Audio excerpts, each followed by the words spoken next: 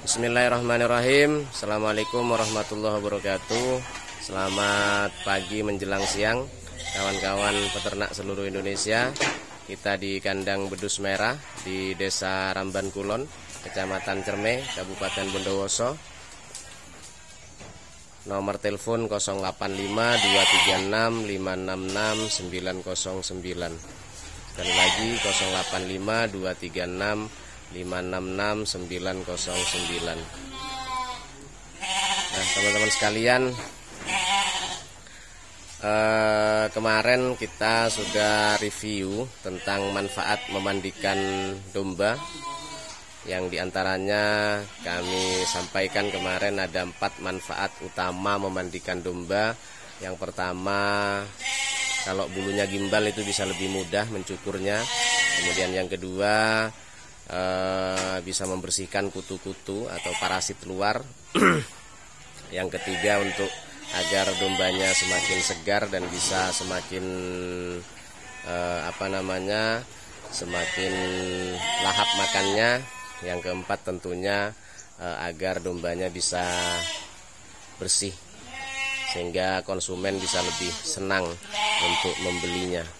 Nah, teman-teman sekalian, mungkin bagi sebagian orang seakan-akan memandikan domba itu gampang, tapi boleh juga memang dikatakan gampang karena tinggal memandikan saja. Tapi di kami ada beberapa aturan yang mesti mesti dipenuhi terlebih dahulu. Jadi tidak lantas kemudian tiba-tiba langsung memandikan saja, misalnya seperti itu. Nah, ada beberapa hal yang perlu diperhatikan ketika kita memandikan domba. Di antaranya yang akan kita bahas setelah ini. Tapi sebelum kita lanjut, teman-teman yang baru ketemu channel YouTube Bedus Merah, silahkan di subscribe. Nanti kalau suka ya silahkan di like. Jangan lupa juga dihidupkan loncengnya agar bisa mengikuti terus informasi dari kandang Bedus Merah. Nah, teman-teman sekalian, terkait dengan memandikan domba ini, nah, kalau dombanya baru datang misalnya dari pasar, tentu saja tidak bisa lantas tiba-tiba langsung dimandikan begitu saja. Hal pertama yang harus diperhatikan adalah sebaiknya domba itu disesuaikan dulu atau diadaptasikan terlebih dahulu di kandang, dibuat kerasan dulu dengan kandang termasuk dengan pakannya.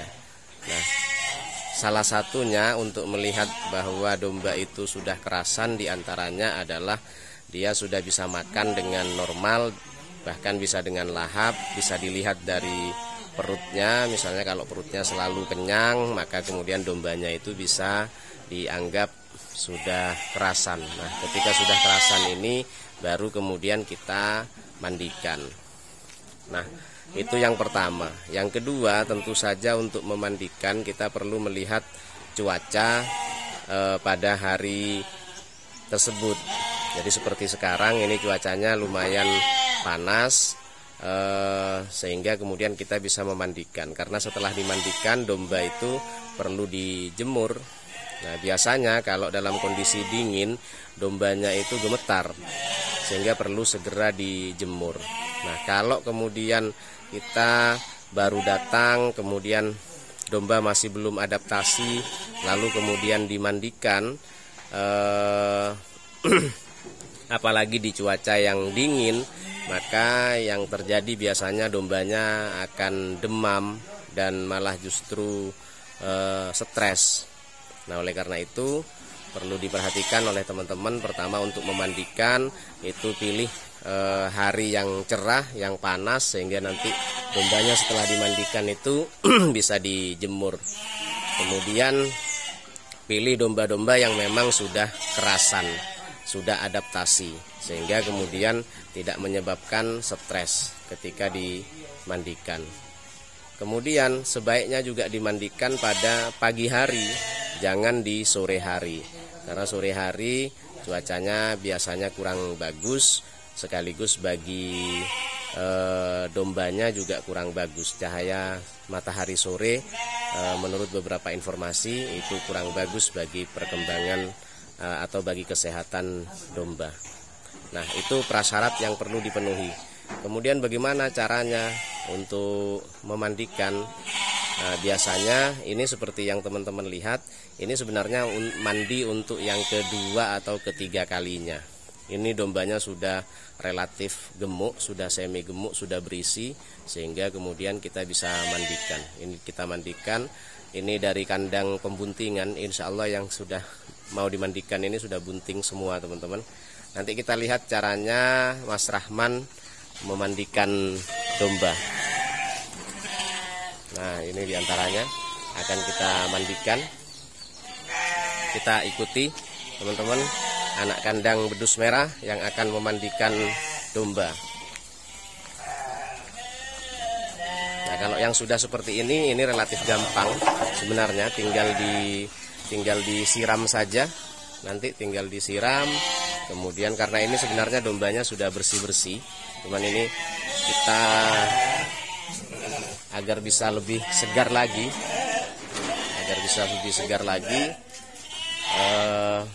ini tinggal disiram kemudian disabun.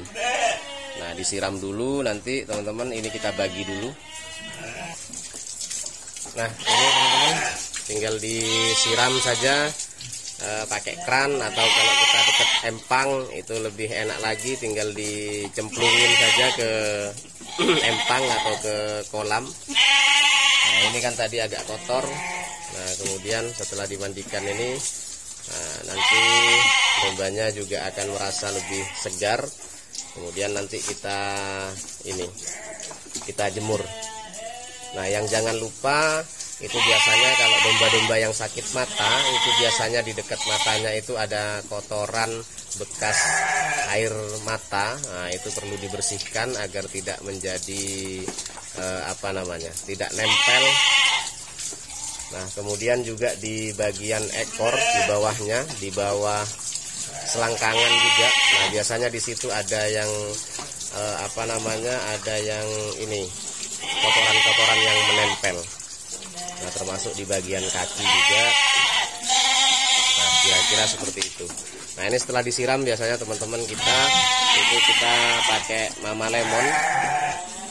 Nah, seperti ini, mama lemon yang sudah dicampur air, tinggal disemprotkan saja. Nanti setelah itu kemudian disikat. Ini kita pakai mama lemon yang seperti ini, bisa jadi 1 botol ya, Man? Iya, 1 botol. Nah, seperti ini. Nah, disikat. Biasanya kalau yang baru-baru itu kelihatan sekali banyak kutunya.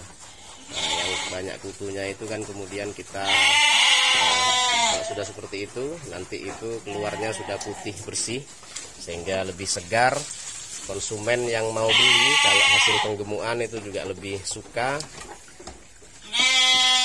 Gemuknya juga bisa kelihatan karena ini sudah dicukur.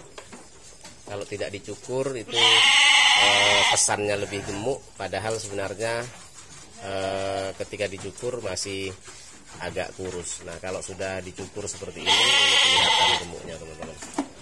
Nah, setelah ini kemudian kita jemur sampai kering, baru naik lagi ke kandangnya. Nah, itulah kira-kira teman-teman sekalian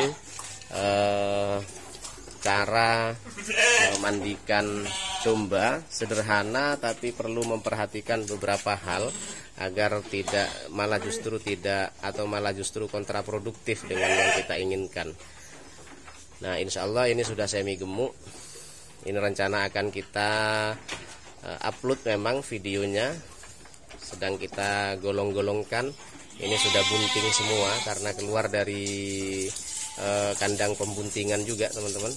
Insya Allah besok atau lusa akan kita review, kita upload videonya yang soal harga-harganya, harga-harga khususnya untuk harga buntingan, betinaan bunting. Nah, ini diantaranya ada 10 ekor yang sudah kita pilah-pilah dari kandang pembuntingan.